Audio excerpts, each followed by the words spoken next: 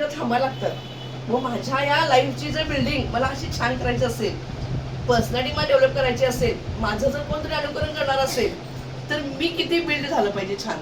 बरोबर आहे की नाही? तर त्यासाठी मी तुम्हाला एक छोटीशी गोष्ट सांगते की कवितेला नाव दिलं यशस्वी जीवनाचा प्रवास. मला माझ्या लाईफमध्ये काय व्हायचं आहे, यशस्वी व्हायचं आहे आणि जी मी करतोय ती दुनिया करणार आहे, असं माझं ध्येय. बघा, आयुष्याच्या बसमध्ये बसून प्रवास म्हणजे ना, मग प्रवास आपण कसं करतो, गाडीनं, बसनं, रेल्वेनं, एअरनं, हो की नाही? इथे कॉमनली बसचा वापर केलाय मी. तर आयुष्याच्या बसमध्ये बसून जीवनाची किल्ली लावली. जेव्हा जन्माला येतो तेव्हा आपलं जीवन सुरू होतं, बरोबर?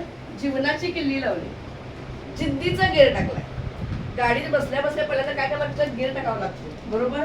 मला तर आयुष्याचं काय व्हायचं आहे, यशस्वी व्हायचं आहे, म्हणून मी गेअर टाकलाय. कशाचा? जिद्दीचा गेअर टाकलाय. कारण का, मला माझ्या ध्येयापर्यंत पोहोचायचं आहे. जिद्दीचा गेअर टाकून ध्येय वेडा प्रवासी बनू. ध्येय वेडा म्हणजे मी ध्येय ठरले, माझी बस निघाली ना ती कुठे थांबवायचे हे माझ्या हातात आहे. ते माझं जेव्हा ध्येय पूर्ण होणार आहे तेव्हाच ती बस थांबणार आहे. म्हणून मी स्वतःला काय म्हणले की ध्येय वेडा प्रवासी बनून महत्वाकांक्षेची सीट पकडून बसमध्ये चढलोय, उभारणार नाहीये, खिडकीजवळ बसणार नाहीये, कुठे बसणार आहे, महत्वाकांक्षेच्या सीटवर. का? मी मला एक महत्वाकांक्षा पकडली आहे की मला हे अचीव्ह करायचं आहे, मला हे मिळवायचं आहे. त्यामुळे मी बसताना सुद्धा महत्वाकांक्षेची सीट पकडली, आशेच्या खिडकीजवळ बसून.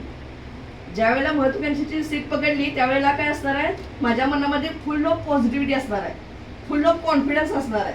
त्यामुळे मी विचार करतानाच काय केलाय की मी यशस्वी होणार आहे. म्हणून मी बसले कुठं,